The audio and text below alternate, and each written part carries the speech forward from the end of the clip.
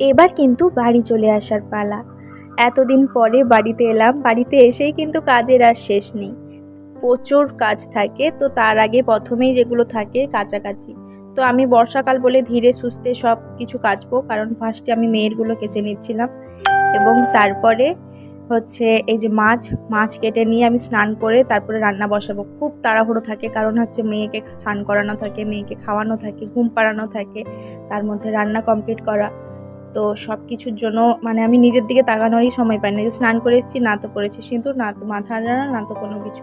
তেমন হয়ে যায় 2-3 দিন মানে মাথায় আঁচড়ানো হয় না এখন। আগে যেরকম সকাল বিকেল দুপুর সবসময় মাথা আঁচড়াতাম, এখন কিন্তু সেটা আর হয় না।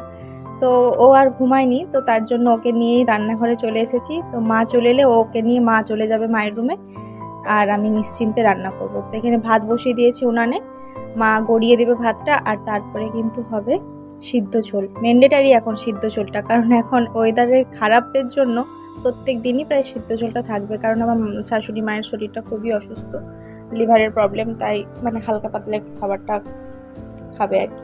তো এখানে আমি রান্না করে নিয়েছিলাম কুঁদরি ভাজা, পটল ভাজা, মাছ ভাজা, আর হচ্ছে আর কি করলাম দেখাচ্ছি দাঁড়াও। আর এখানে হচ্ছে ভাত হয়ে গেছে, আর ওখানে সিদ্ধ ঝোলটা মা বসিয়েছে। আমি হচ্ছে ছুঁকে নেব মায়ের প্রসেসে রান্না সিদ্ধ ঝোলটা। তো এই যে এখানে কুঁদরি ভাজা, আর সাথে এই যে সিদ্ধ ঝোলের মধ্যে আমার কুচু মায়ের হচ্ছে মাছ দিয়ে দিয়েছিলাম, আর মাছের ঝোল, আর হচ্ছে এই পটল ভাজা, আর এই তরকারি, আর আম, পাকা আম। আর আমি হচ্ছে মাছের তেলটা না ফেলি না, যদি ভালো থাকে আমি ওটা দিয়ে হচ্ছে পেঁয়াজ দিয়ে কাঁচা লঙ্কা দিয়ে ভাজা করে আমি, আমার খুব ভালো লাগে। তো তোমরা অবভিয়াসলি ফেলে দাও হয়তো, কিন্তু আমার খুব ভালো লাগে যদি ভালো থাকে। তোমরা একবার খেয়ে দেখবে খুব ভালো টেস্ট কিন্তু।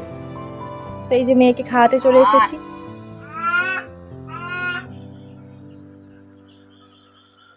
কাকে ডাকছো কুচুমা? কাকে ডাকছো বাবা? কাকে ডাকছো? মুরগিকে, তিতিকে ডাকছো? তো আজকের ভিডিওটা কিন্তু এই পর্যন্ত, দেখা হচ্ছে আবার কাল। তো আজকের মতো টাটা। তো ভালো লাগলে কিন্তু লাইক, কমেন্ট এবং শেয়ার করে দিও। তো কেমন লাগলো আমার ভিডিওটা অবশ্যই কিন্তু কমেন্টে জানাবে।